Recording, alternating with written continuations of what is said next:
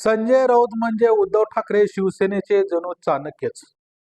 त्यांच्या अनेक धक्कातंत्रांमुळे आजपर्यंत सत्ताधारी कोंडी सापडलेले, विरोधक अडचणीत आलेले.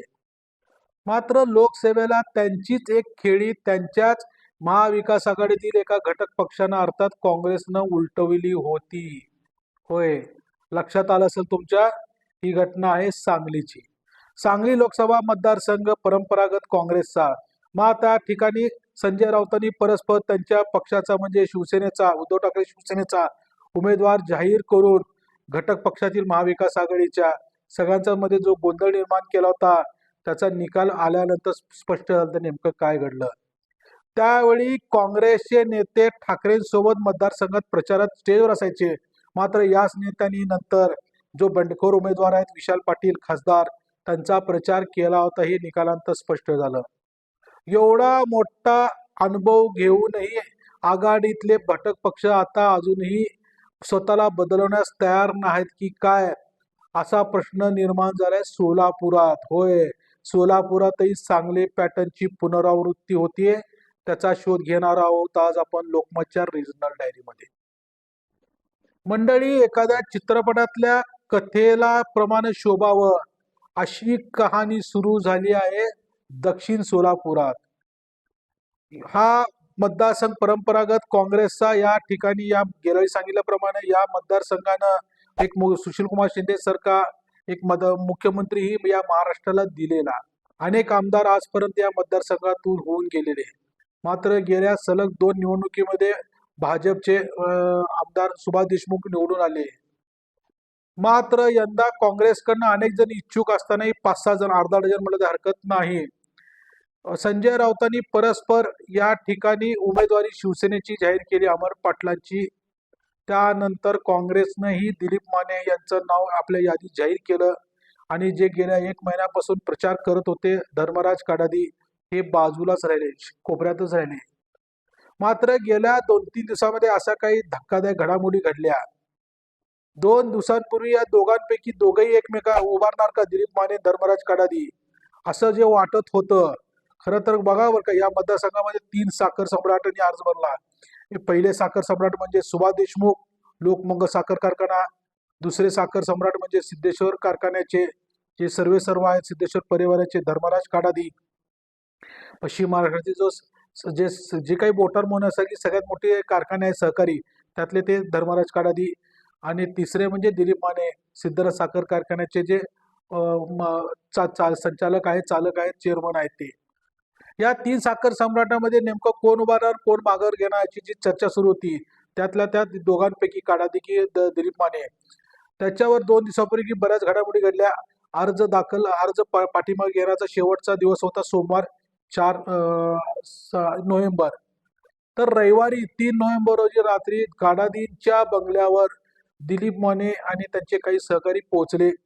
त्या ठिकाणी त्यांनी चर्चा केली की आपल्या दोघांपैकी एक जण उभारला तर एकाने दुसऱ्याला पाठिंबा द्यायचा. त्याला कडादीही तयार झाले. त्यानंतर रात्री दिलीप मानेंनी त्यांच्या फॅमिलीसोबत त्यांच्या जे जवळचे सहकारी चर्चा केली, या मतदारसंघामध्ये कोण कोण उभा आहे, कुठल्या कुठल्या उमेदवारांचा आपल्याला तोटा होऊ शकतो, फायदा होऊ शकतो. सगळ्यात मोठा म्हणजे बाबा मिस्त्री जे आहेत काँग्रेसचे, यावेळी त्यांनी बंडखोरी गेल्या वेळी ते उभारले होते दक्षिणमध्ये. खूप चांगली मतं त्यांनी सुभाष देशमुखच्या विरोधात घेतली होती. बाबा मिस्त्रीमुळे जो परंपरागत मतदार आहे नई जिंदगी चौकात परिसरातला, तो आपल्याला मिळणार नाही, हे दिलीप मानेंच्या लक्षात आलं. त्यानंतर बाकीच्या उमेदवार आणि समजा कडादींनी जरी आपल्याला पाठिंबा दिला तरीही बाकी त्यांच्या समाजाची मतं आपल्याला पडतीलच असं नाही, हे त्यांनी बरोबर हेरलं. आणि त्यांनी सोमवारी सकाळी अर्ज मागे घेण्याच्या शेवटच्या दिवशी पुन्हा ते गंगा निवासमध्ये कडादीच्या बंगल्यावर जमले. त्या ठिकाणी चर्चा सुरू झाली. विशेष म्हणजे त्या ठिकाणी राजशेखर शिवधारे, बाळासाहेब शेळके आणि बाकीचे काँग्रेसचे दक्षिणमधले सहकारी नेते तिथं होते. त्या सगळ्यांनी जोर लावला कडादींसाठी. म्हणजे स्थानिक काँग्रेस नेत्यांचाच आपल्याला विरोध आहे म्हणण्यापेक्षा कडादींना त्यांना सपोर्ट आहे हे ओळखून एक मॅच्युअर्ड जे पॉलिटिक्समध्ये एक दिलीप मानेंनी खेळलं आणि त्यांनी कडादींना पाठिंबा देण्याचा निर्णय घेतला. त्याचवेळी योगायोगानं तिथं शिवसेनेचे अमर पाटीलही पाठिंबा घेण्यासाठी, कडादीने आपल्याला पाठिंबा द्यावा यासाठी ते तिथं आले. मात्र त्यांना बाजूच्या रूम मध्ये काही मिनिटं बसवलं गेलं. काडादी जाऊन त्यांना भेटून आले. या सगळ्या आतल्या घडामोडी आहेत ज्या लोकांना माहित नाहीत, जगाला माहित नाहीत. हे आपण या रिजनल डायरीमध्ये आपण आज शोधून काढत आहोत. काडादीने त्यांना जाऊन सांगितलं की आधी आमच्यातला काँग्रेसमधलाच प्रॉब्लेम आधी सॉल्व्ह होऊ दे, मग आघाडीतला बघू, नंतर तुम्हाला मी सांगतो, कळवतो. नमस्कार केला. अमर पाटील निघून गेले. आणि त्याच वेळी प्रणिती शिंदेची गाडी त्या ठिकाणी आली. खासदार प्रणिती शिंदे ज्या सोलापूर लोकसभा मतदारसंघाच्या आहेत, त्या ठिकाणी पुन्हा चर्चा झाली. त्यावेळी दिलीप मानेंचा अर्ज मागे घेण्याचा निर्णय झाला. त्यानंतर हे तिघही एकाच गाडीमध्ये बसून सगळ्या गाड्यांचा ताफा दक्षिण तहसीलमध्ये आला.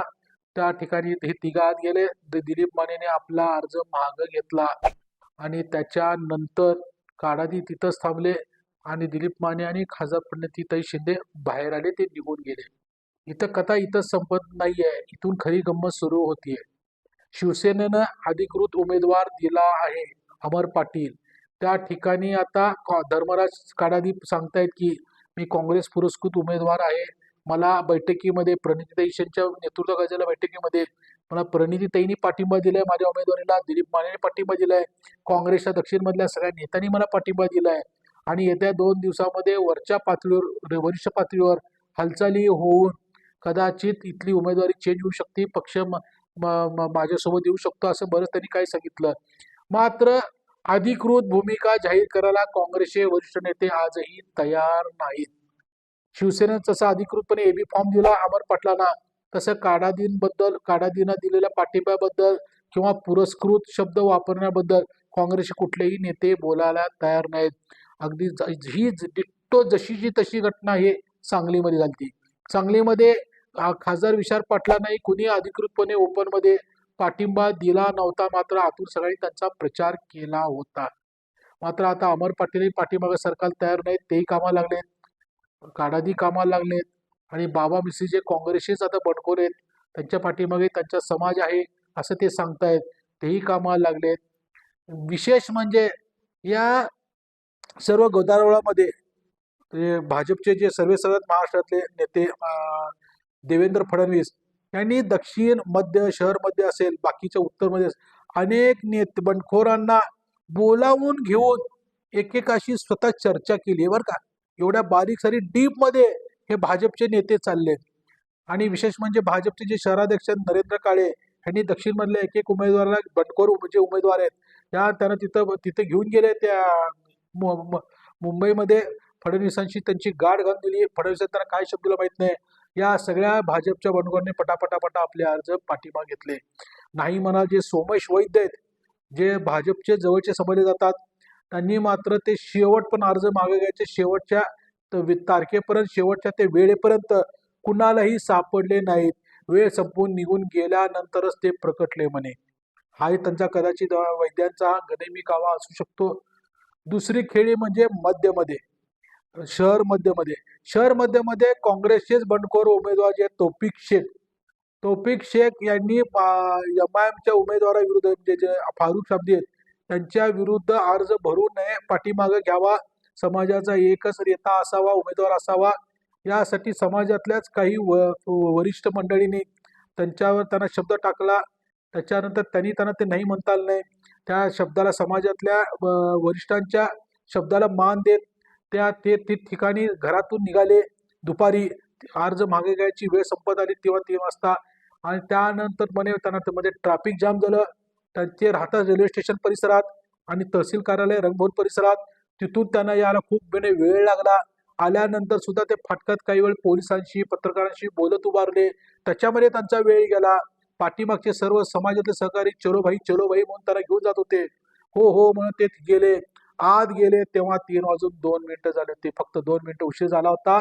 आणि नेमकं भाजपचे जे उमेदवार आहेत मध्यमधले देवेंद्र कोटे यांच्या वकिलांना अचूकपणे त्यांना तो हरकत घेतली आणि ती हरकत लागू होऊन त्यांचा उमेदवारी अर्ज मागे घेण्याची वेळ टळून गेली. नैसर्गिक ही टाळली गेली ठरल्याप्रमाणे. हे तौफिक भाईंनाच माहीत आणि देवेंद्र कोटे यांच्या वकिलालाच माहीत. तिसरी घटना शेजारच्याच या पंढरपूर तालुक्यात आहे. मंगळवेढा पंढरपूर तालुक्यात जो मतदारसंघ आहे, या ठिकाणी काँग्रेसनं अधिकृत यादी जाहीर केली. भगीरथ भालके भालके नाना जे होते आमदार त्यांचे चिरंजीव त्यांना ते तिकीट जाहीर केलं. त्या ठिकाणी विशेष म्हणजे हेच भालके गेले 3, 3.5, 4 वर्षापूर्वी झालेल्या पोटनिवडणुकीमध्ये राष्ट्रवादीकडून उभारले होते. हा मतदारसंघ राष्ट्रवादीचा होता. यावेळी मात्र ते काँग्रेसकडनं जाहीर झाले आणि त्याच्यानंतर राष्ट्रवादी शरद पवार गटाने तानाजी सावंत यांचे पुतणे, तानाजी सावंत हे शिंदे सेनेचे मंत्री आहेत, आक्रमक मंत्री म्हणून ते ओळखले जातात. त्यांचे पुतणे जे आहेत आणि सावंत पंढरपुरातले बिल्डर, त्यांना तिथं उमेदवारी दिली. विशेष म्हणजे त्यांनी शेवटच्या क्षणापर्यंत अर्ज मागे घेतला नाही. आणि सावंत आजही प्रसारमाध्यमाला ठामपणे सांगतात की मला शरद पवारांनी स्पष्टपणे सांगितलं आहे की अर्ज मागे घेऊ नको, आपल्याला तिथं काँग्रेसच्या विरोधात उमेदवारी लढवायची आहे. की महाविकास आघाडीतील आघाडीचा जो धर्म आहे नेमका पंढरपुरात दक्षिणमध्ये काय करतोय हे लक्षात येईना झालंय. तिसरं म्हणजे बाजूच्या सांगोल्यामध्ये ही हा शेकापचा मतदारसंघ, गणपतरावांच्या घराण्याला शरद पवारांनी वर्षानुवर्ष साथ दिलेली. मात्र या ठिकाणीही उद्धव ठाकरे शिवसेनेनं परस्पर अजित पवार गटाचे जिल्हाध्यक्ष जे होते दीपक आबा साळुंके पाटील यांना आपल्या पक्षात घेऊन शिवबंधन बांधून त्यांची उमेदवारी जाहीर केलेली. या तिन्ही ठिकाणी बघा, काँग्रेसच्या दक्षिणमध्ये उद्धव ठाकरे परस्पर उमेदवारी जाहीर करत आहे. राष्ट्रवादी शेकापच्या सांगोल्यामध्ये हेच उद्धव ठाकरे शिवसेना परस्पर उमेदवारी जाहीर करत आहे आणि पंढरपुरामध्ये काँग्रेस राष्ट्रवादीच्या मतदारसंघामध्ये यादी जाहीर करून आपले उमेदवार जाहीर करतायत. आणि या तिन्ही ठिकाणी घटक पक्षातील दुसरा जो पक्ष आहे, दक्षिणमध्ये ठाकरेंच्या विरोधात काँग्रेस, पंढरपुरामध्ये काँग्रेसच्या विरोधात शरद पवार गट आणि सांगोल्यामध्ये ठाकरे गटाच्या विरोधात शेकाप आपली बंडखोरी जाहीर करत आहे आणि अधिकृत पक्ष आपल्या सोबत आहे असे उमेदवार छाती ठोकपणे सांगत आहेत. अजून एक आतली गंमत म्हणजे दक्षिण सोलापूर तालुक्यामध्ये काडादीने बंडखोरी अर्ज मागे घेतला आणि आपली बंडखोरी जाहीर केली. आतले कार्यकर्ते सांगतायत की 2 दिवसांपूर्वी जयंत पाटलांनी स्पष्टपणे त्यांना सांगितलं की तुम्ही अर्ज मागे घेऊ नका, आमचा तुम्हाला पूर्णपणे सपोर्ट असेल. अशा पद्धतीनं या 3-4 मतदारसंघामध्ये गमती जमती सुरू झालेले आहेत. महाविकास आघाडीची लढत या म्हणजे सोलापूर जिल्हा पुरतं पश्चिम महाराष्ट्रात जर बोलायचं झालं तर महायुतीच्या विरोधात आहे का आपल्याच महाविकास आघाडीतील घटक पक्षांच्या विरोधात आहे हे त्यांच्याच पक्षाच्या कार्यकर्त्यांना कळेनासं झालंय. मात्र येत्या 2-3 दिवसामध्ये राष्ट्रीय पातळीवर जर चर्चा होऊन जर सामोपचाराने काही निर्णय जर झाले तर ते आपल्याला लक्षात येणार आहेत, कळणार आहेत.